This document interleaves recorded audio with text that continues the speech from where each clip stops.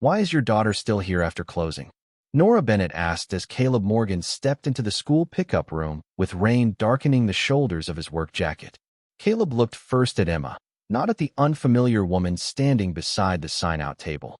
His daughter sat beneath a paper clock display with her backpack between her shoes, a laminated pickup card clipped to the front pocket. A yellow star marked her assigned release window. The printed time had passed 37 minutes earlier. Caleb checked the wall clock, then his phone. He had 12 minutes to reach a refrigeration service call across town, and missing it could move him lower on the following week's schedule. I am here now, he said. Emma did not stand. At 10, she had learned that adults often used arrival as proof that waiting no longer mattered. You said 6, she replied. It is 6:37. Caleb crouched beside her. The last repair ran long. You always have one last repair. Her voice stayed low because she hated being noticed when she was upset. Caleb reached for her backpack. Emma pulled it closer. I can explain in the car. That means you already decided we are leaving. Nora watched the exchange without interrupting. She had school authorization to observe the closing process, but families had not been told that she was the chief executive officer of the company running the after-school pilot. By the following morning, she needed to decide whether strong enrollment justified expansion or whether rising overtime and late pickups meant the model was already failing. The yellow star card created her first unanswered question. Why did a child with a fixed release time remain in the room so long after it? Caleb created the second. Why did a refrigeration technician arriving late seem more alert to the room than the adults who had been there all evening? A low mechanical hum changed pitch behind the storage cabinet. Caleb turned his head. The sound came again, uneven and strained. That cooler is losing its compressor cycle, he said. Nora looked toward the unit. Are you sure? Caleb set down his insulated tool bag, but did not open it. He placed 2 fingers against the cabinet edge, listened through the next cycle, then checked the warm air leaking from the lower vent. It is running without pulling the temperature down. It needs to be shut off before it overheats. He did not remove a panel or touch the wiring. The equipment belonged to the school, and he had no authorization to repair it. Instead, he directed the shutdown, explained which stored items had to be moved first, and helped carry sealed containers to the approved backup unit. Emma remained near the table, watching the wall clock advance. Dad, she said once. Caleb heard her. He also heard the cooler shudder again. 2 minutes, he answered. It became 9. Nora worked beside him, holding the backup door open and checking the storage limits on the posted procedure. She noticed that Caleb gave clear instructions without pretending the equipment was his responsibility. She also noticed that he never asked Emma whether she could wait longer. When the last container was secured, Caleb checked his phone. The service call had been reassigned. The message did not threaten him directly, but the lost job would count against his reliability. He slipped the phone into his pocket before Emma could see. We are ready, he said. Emma stood, but left her backpack on the floor. You said 2 minutes. Caleb looked at the silent cooler, the secured food, and his daughter's unmoving face. He had protected the room from one failure, while creating another he could not repair with his hands. Nora picked up Emma's yellow star card after it slipped from the backpack clip. She compared the printed release time with the actual sign-out clock, then handed it back without asking a private question. Caleb noticed the restraint. Emma noticed that Nora waited for her to take it. You work for the school? Caleb asked. I am reviewing how this room operates, Nora said. The answer was accurate and incomplete. Caleb lifted his tool bag, already calculating how to recover the missed call. Emma took the card, but not his hand. As they left, Nora watched the door close behind them and looked again at the empty pickup room. The pilot's numbers said families wanted flexibility. The child who had waited 37 minutes suggested that flexibility might be costing someone who had never agreed to pay for it. You lost the call because of me, Emma said the moment Caleb closed their apartment door behind them. Rain tapped the narrow kitchen window, and the refrigerator hummed with the steady sound of a machine that still worked. Caleb set his insulated tool bag beside the table and removed his wet jacket. The cooler needed to be secured. That is not what I said. Emma placed the yellow star pickup card on the table between them. The printed release time faced upward. You missed the job because you stayed. You stayed because you heard a problem. You did not stay because I was waiting. Caleb opened the refrigerator and studied what remained. Half a carton of milk, eggs, mustard, and enough leftovers for one dinner. The reassigned service call meant one less paid job that week. His next shift position was already uncertain after 2 late arrivals. He needed stable hours, predictable pickup, and enough money to stop every evening from becoming a calculation. "I was trying to do the responsible thing," he said. Emma sat down but did not remove her backpack. "Responsible for who?" Caleb took out the leftovers and placed them on the counter. He knew how to answer questions about pressure readings, electrical faults, and failing compressors. He did not know how to admit that being useful to strangers felt easier than disappointing his daughter directly. "I will fix the schedule," he said. Emma looked at the pickup card. "You said that last week." The next morning, Caleb arrived at the school entrance before work, carrying the card in one hand and his tool bag in the other. He intended to demand a clear release process and leave before his first service appointment. Instead, he found Nora standing beside a posted review notice, no longer dressed like a quiet observer. Her dark blonde hair was neatly pinned back, and a plain silver thermos rested beside a folder on the table. Her name appeared at the top of the announcement, followed by the title Caleb had not expected: Chief Executive Officer. "You run the company," he said. Nora held his gaze. "Yes. You watched my daughter wait without telling us who you were. I was authorized to observe the closing process. I should have introduced my role once the situation became personal." Emma stepped closer to Caleb. "You knew people were waiting?" Nora answered her directly. "I knew overtime was rising. I did not know children were staying past the times printed on their cards." Caleb placed the yellow star card beside the folder. "Now you do." Nora had come to announce a 1-week extension of the expansion review. Enrollment was strong enough to justify adding more schools, but the overtime reports threatened the program's staffing model. If she recommended expansion too early, the same hidden delays could multiply across every new location. If she delayed too long, families who needed care would lose promised openings, and the company would absorb another week of operating costs. "I need verified pickup patterns before I make the decision," she said. "Not stories. Times, staffing coverage, and actual release conditions." Caleb crossed his arms. "Emma is not your evidence." "I agree. No private questions. No changing her schedule without telling me." Emma looked up at him. "Or without telling me." Caleb almost answered for her again. He stopped. "Or without telling her." Nora noticed the correction. She opened the folder and wrote the boundary into the review conditions. Then she made a decision with consequences of her own. She extended the pilot review by 1 week and paused the planned expansion announcement. The choice protected families from a rushed rollout, but it increased overtime costs and placed her credibility behind a problem she had not yet solved. "I need someone who understands both service calls and pickup timing," she said. Caleb glanced at the wall clock. His first appointment began in 22 minutes. Helping her could improve the system Emma depended on. It could also make him late again. "Operational facts only," he said. "One meeting." Nora agreed. Together, they compared the printed release window with the actual sign-out time from the previous evening. Caleb identified where fixed service calls collided with uncertain pickup. Nora showed how staffing coverage narrowed after 6. Their first cooperation produced one useful fact. The card promised a release window the room was not consistently staffed to meet. It also produced a new cost.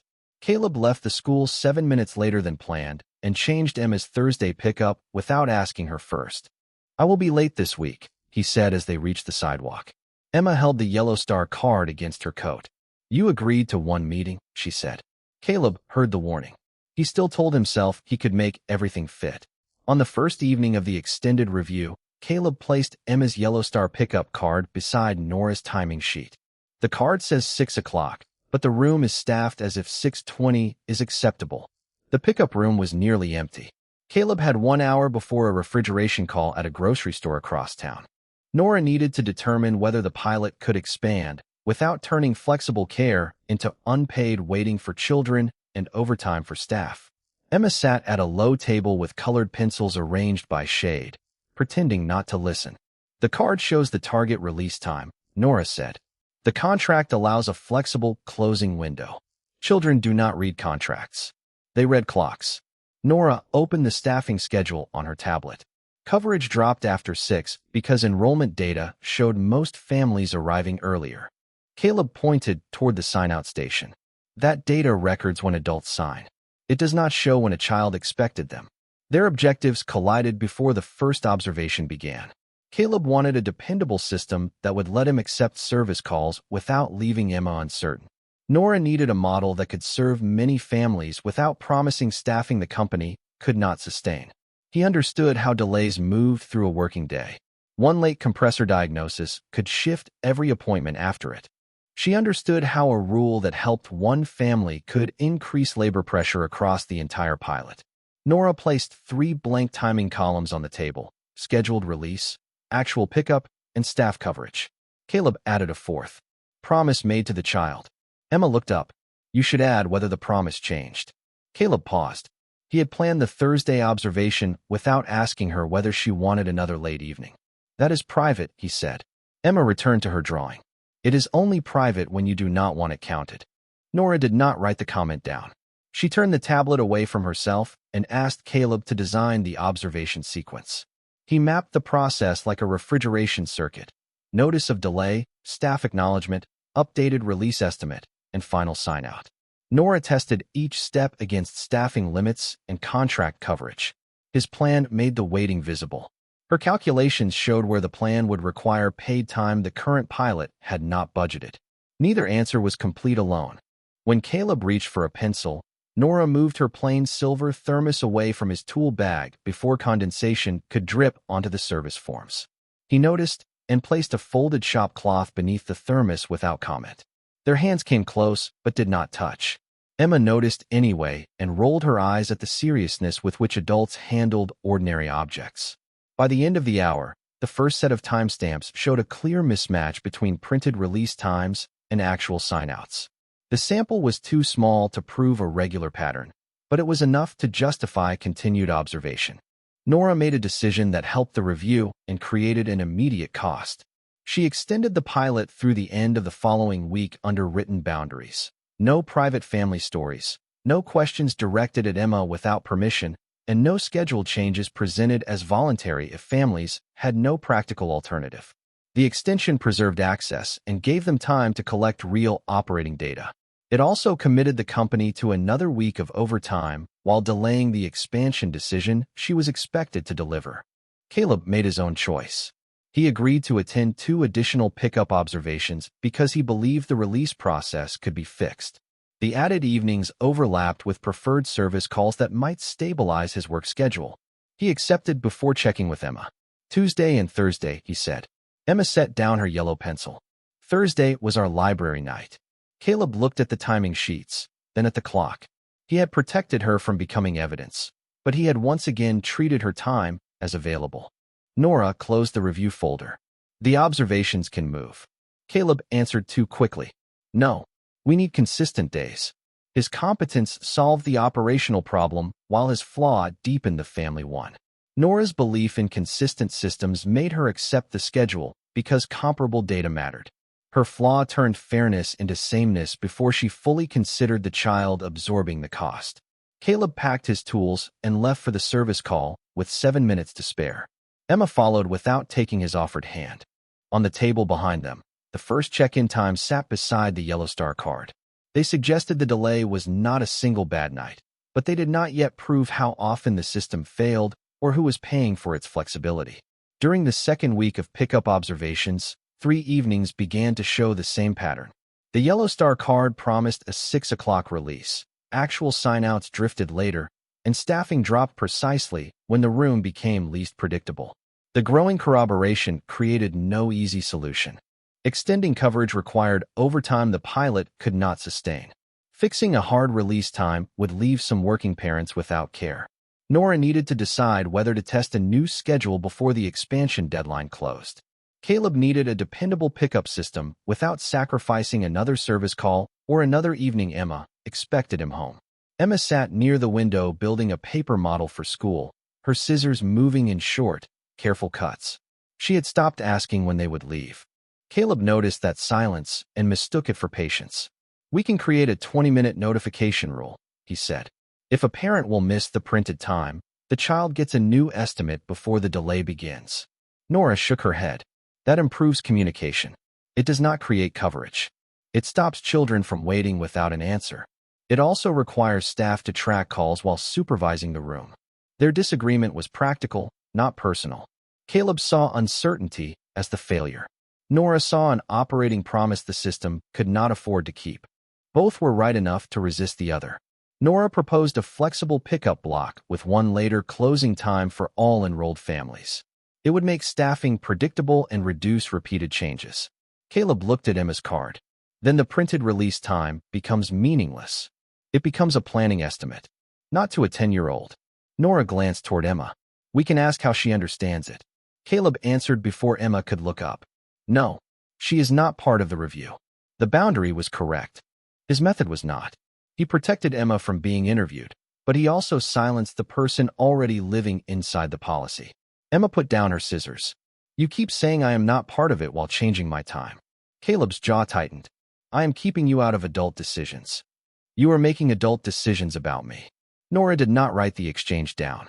She closed the timing sheet and asked Emma whether she wanted the conversation to stop. Emma nodded.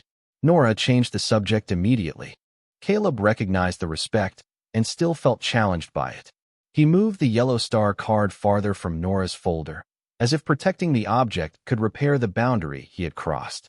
The next problem arrived from the workshop. Caleb's phone displayed a service opening for Thursday evening, the same time as the final observation. Accepting the call would help restore his schedule. Missing the observation would weaken the data and leave Nora to interpret the pickup process without his operational knowledge. He looked at Emma. Thursday had already replaced their library night. I can do both, he said. Emma did not answer. Nora studied the staffing figures, then made a decision with consequences on both sides. She approved a 1-week flexible window adjustment with a fixed closing time, mandatory delay notices, and no change to the current staffing budget. The test would reveal whether clearer expectations reduced confusion without increasing labor cost.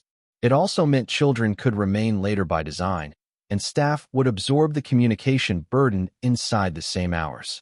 I am authorizing the trial, Nora said. The decision is mine, and the results stay attached to it. Caleb disliked the policy, but incomplete evidence would make the final review weaker.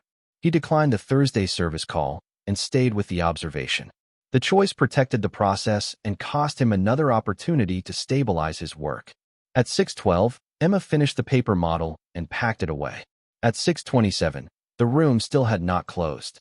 The new notices had made the delay clearer. They had not made it shorter. Nora marked the time. Caleb watched Emma stare at the yellow star on her card as if it belonged to a rule adults could change whenever they found a reasonable explanation. The repeated timestamps now confirmed that the mismatch was regular. They also showed that transparency alone could not make an unsustainable promise fair. 2 weeks later, Caleb entered the school review room carrying Nora's printed presentation draft. You used my daughter in your expansion presentation, he said, holding the pages above the table. The yellow star pickup card had been photographed beside a line describing one family's repeated delays. No names appeared, but the wording belonged to Emma. Her question about adults changing time had been turned into evidence that the pilot needed redesign. Nora stood across from him with her silver thermos untouched. The room was empty except for timing sheets, staffing figures, and the presentation she had planned to deliver the next morning. I removed identifying details, she said. You removed names. You did not ask permission. The example explains the child impact more clearly than the timestamps alone. That does not make it yours. Caleb placed the draft beside the pickup card. Until that moment, the card had represented a broken promise between a printed release time and the actual clock. Now it represented something else, the ease with which adults could take a child's experience, call it useful, and move it into a room where she had no voice. Nora looked at the image again. She had believed anonymity protected the family. She had also believed that a truthful example became fair once personal details were removed. The same faith she placed in consistent rules had allowed her to cross a boundary already written into the review conditions. You are right, she said. Caleb expected an explanation. Nora gave none. She opened the presentation file, deleted the photograph, removed Emma's words, and replaced the example with verified timing data. The revision weakened the emotional force of her case. It also left her with less than 1 day to defend a delayed expansion, rising over time. and a trial that had made waiting clearer without making it shorter. The presentation is not the only problem, Caleb said. You still decide what happens after hearing everyone else. Nora met his gaze. The accusation reached beyond the draft because it was true. She had created the review, set its limits, approved the flexible window trial, and retained final authority over expansion. She had treated consultation as fairness while keeping the irreversible power for herself. Then that changes now, she said. Caleb frowned. What changes? Nora opened the governance document attached to the pilot. She removed the clause giving her sole approval over expansion or closure and replaced it with a binding independent school family review process using operating evidence, staffing limits, actual release times, and written findings. Her signature would no longer be enough to expand the program, preserve it, or end it. The decision protected the review from her own bias. It also surrendered authority she might not recover, even if the board later blamed her for delay or failure. Caleb watched her sign the amendment. The strategy changed in that moment. They could no longer persuade Nora privately and trust her to choose well. They would have to build a case strong enough to survive a process neither of them controlled. That does not erase what you did, he said. No. Emma still saw the card in your draft. Nora's expression tightened. Did she read the text? Caleb looked toward the closed pickup room door. Emma had found the pages in his hand before he left the apartment. She had recognized the card immediately. He had told her Nora had made a mistake and that he would handle it. He had not asked what Emma wanted done. He had not told her that he had agreed to repeated observations, changed her library night, and made her time available long before Nora used her words. His anger at Nora had protected him from examining the same habit in himself. I told her I would fix it, he said. Nora waited. Caleb looked at the yellow star. I did not ask what fixing meant to her. The admission changed the room more than an apology would have. Nora had taken Emma's experience because she believed the purpose justified the method. Caleb had managed Emma's experience because he believed protection justified control. Their actions were not equal, but the flaw beneath them was familiar. What did she ask for? Nora said. Nothing yet. She stopped talking to me about the review. Caleb folded the presentation draft, then unfolded it again. I kept her out of the process, but I kept changing her life for the process. I called that a boundary. Nora moved the pickup card away from the presentation materials and set it by itself. Then we used no family example, no private statement, no image, only records already collected under the written review. Caleb nodded once. The choice cost them the strongest human story in the case. It also ended the kind of cooperation built on quiet assumptions. When he left, he did not take Nora's silver thermos by mistake, though it sat beside his tool bag. She did not remind him about the next observation. The respect between them remained, but trust had moved backward into something more difficult and more honest. On the table, the yellow star card no longer proved only that a system had failed to keep time. It proved that even a good cause could become another way to ignore consent. The following week, Emma stood beside the apartment table with her unfinished paper model in both hands while Caleb reached for his tool bag. Do not tell me it will only take 10 minutes, she said. Thursday evening had begun with a promise. Pick up at 6, dinner at home, no review meeting, no extra repair. Then a refrigeration alert appeared on Caleb's phone from a grocery account that had already reassigned one of his earlier calls. The temperature was rising inside a loaded freezer, and accepting the job could restore his standing for the following week's schedule. I am not saying 10 minutes, Caleb replied. I am saying I can stabilize it and still get to the school before closing. That is the same answer with different numbers. Caleb knew she was right. He also knew that losing another high-priority call could reduce the hours paying for their rent, groceries, and the after-school care now failing them. He accepted the assignment. At the grocery store, he worked quickly and correctly. The compressor was not the failure. A restricted line had forced the system into repeated shutdowns, and replacing the wrong component would have wasted time and left the food at risk. Caleb isolated the problem, protected the inventory, and documented the temporary operating limits. His competence saved the account from a larger loss. It also cost 38 minutes he did not have. He sent Emma an updated pickup time only after the original promise had already passed. At the school, Nora was facing the consequence of her own decision. The flexible window trial had grouped families under one later closing time, But the repeated timestamps showed that arrivals had not become more predictable. Children remained longer, delay notices multiplied, and the same limited coverage now had to manage supervision, phone updates, and sign out inside unchanged hours. Nora moved between the timing sheets and the pickup table, checking actual releases against the staffing plan she had approved. She could have described the failure as poor execution. She did not. The trial added work without adding capacity, she said, writing the conclusion beneath the evening's figures. That was my decision. The existing timestamps confirmed what the earlier observations had suggested. Clearer notices had not shortened the waits. The yellow star card still promised a time the operating structure could not reliably meet. Emma sat beneath the wall clock with her backpack zipped and her coat already on. When Nora approached, she stopped several feet away. "May I sit here?" she asked. Emma shook her head. "I do not want questions." "All right." Nora returned to the review table.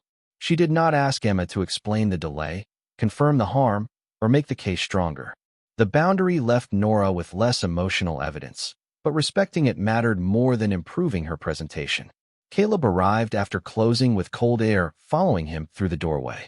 He took in the empty chairs, the stacked activity materials, and Emma sitting alone beneath the clock. "The freezer line was restricted," he said. "If I had left it running, the whole case could have warmed." Emma lifted her backpack. "I said I did not want an explanation." Caleb followed her into the hallway. "I was trying to protect my hours. You were trying to fix everything again. I had to make a choice." Emma stopped near the entrance. "You already made it before you told me." Caleb opened his mouth to explain the rent, the missed service call, and the schedule pressure. Then he saw the yellow star card clipped to her backpack and understood that every reason still ended with her waiting. "You are right," he said. Emma looked at him, surprised but not relieved. "I do not want another promise tonight." Caleb nodded. He carried the tool bag without reaching for her backpack or her hand. Behind them, Nora compared the latest timestamps with the unchanged staffing limits and accepted that expansion could not proceed on the current model. The trial she had approved had failed, the overtime problem remained, and the independent review would now judge a program without an easy replacement. Before leaving, she scheduled the formal hearing for Week 7 and attached the failed adjustment to the record under her own name. At home, the dinner Caleb had planned remained untouched. Emma took her paper model into her room and closed the door. Caleb sat at the kitchen table with the yellow star pickup time written on a scrap of paper beside his silent phone. He had saved the freezer, protected his work, and arrived with every reason intact. None of it changed the fact that Emma had stopped trusting the time he gave her. During Week 6, the review narrowed to one task: prepare only the evidence that already existed and separate operating facts from private family experience. Caleb slid the yellow star pickup card beside 3 weeks of sign-out times in the school review room. The staffing roster does not match the promise on the card. Nora sat across from him with her silver thermos closed and the failed trial report under her own name. Neither of them could control the hearing now. The independent process would judge whether the pilot could continue, and every useful fact carried a cost. The timestamps confirmed recurring delays. The staffing rosters showed coverage thinning after 6. The contract limits explained why employees could not simply remain indefinitely. Together, the records supported the same conclusion, but they also weakened Caleb's preferred answer. More flexibility for his service calls would demand labor the program did not have. Nora compared the actual release times with the roster and marked only the overlaps the records could prove. Caleb checked the sequence as he would trace a system fault, making sure no conclusion appeared before the supporting pressure point. Their skills worked together without restoring the ease they had lost. "This entry says I arrived at 6:29, Caleb said. "My message said 6:10. Nora looked at the timestamp. "Then the record stays 6:29. It makes me look unreliable. It shows what happened." Caleb stared at the yellow star printed above the promised release time. "Keep it." He had spent years treating difficult facts as problems he could solve before anyone else had to feel them. When he could not solve them, he delayed the truth. The result was not protection. It was uncertainty Emma had to carry alone. "I kept telling myself that providing for her gave me the right to decide what she could absorb," he said. "I changed her evenings, accepted work, and joined this review before asking what it cost her. Then I called it responsibility. She stopped believing my times because I made promises after I had already chosen everything else. Nora did not soften the statement or turn it into testimony. She wrote only the verified arrival time. Emma's reaction stays out, she said. Your scheduling decision can remain if you authorize it. Caleb nodded. Use the decision. Not her words. Nora opened the failed adjustment report. I approved a flexible window without adding capacity. It increased communication work, extended some weights, and made the printed release time less reliable. When the results failed, staff had to operate inside a policy I chose.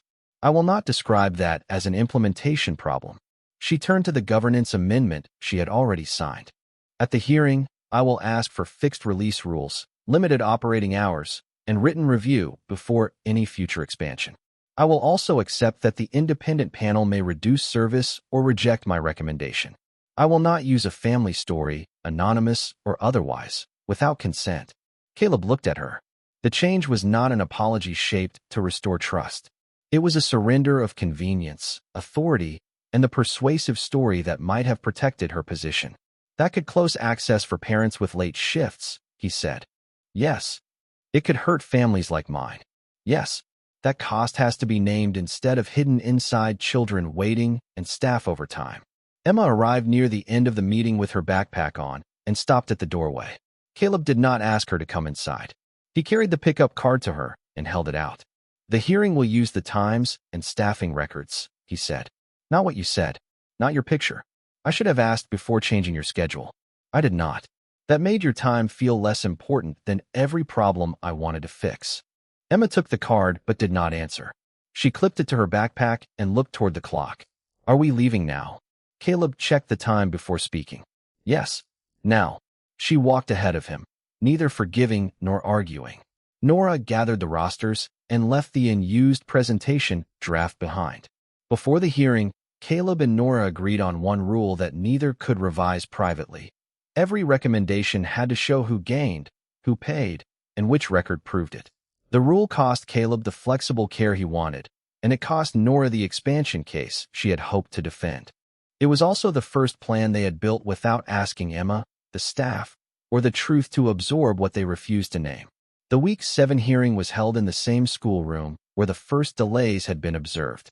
There was no audience waiting for humiliation, no dramatic accusation. Only the independent review process Nora had created when she surrendered sole authority. The question before them was narrow and costly. Could the pilot continue without shifting hidden burdens onto children, staff, or families? Caleb placed Emma's Yellow Star pickup card at the center of the review table.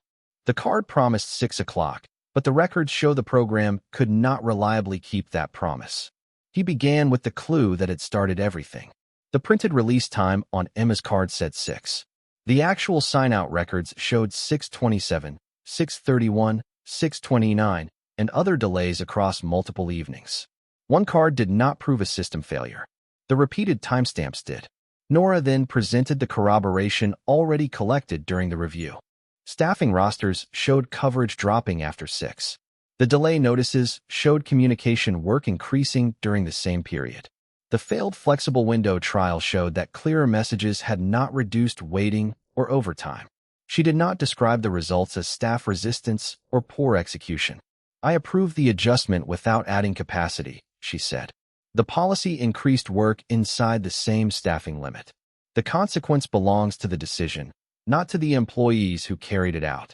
The final question was whether the mismatch could be solved by better discipline, later pickups, or more flexible promises.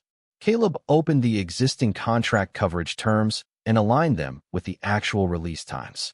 The contract defined the hours employees were assigned, the supervision ratios required while children remained, and the limits on extending coverage without approved staffing. The records showed that the later window did not create new capacity. It moved the cost. Children waited longer, staff absorbed more duties, and working parents received a promise the structure could not consistently support. That was the conclusive proof. The problem was not one late father, one difficult evening, or one employee failing to follow instructions. The flexible window policy depended on time and labor that had never been built into the operating model. Caleb could have stopped there and argued for more flexibility because his own service calls made fixed pickup difficult.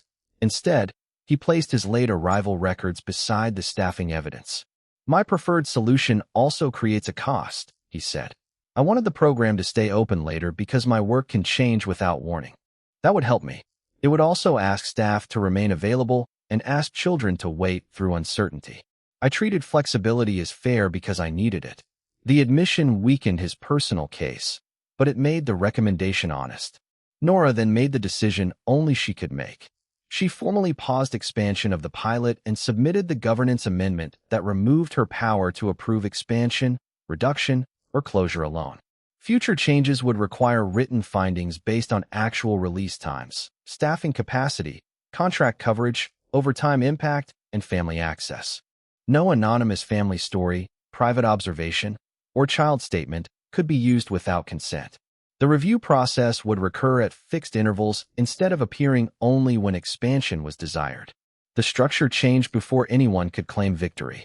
The pilot would continue, but under limited hours, fixed release rules, and a clear cutoff that matched paid staffing. Families would receive the actual service window, not an aspirational time printed on a card. Delay notices would remain, but they could not substitute for coverage. Any request to extend hours would require identified funding, staffing, and contract approval before the promise was made.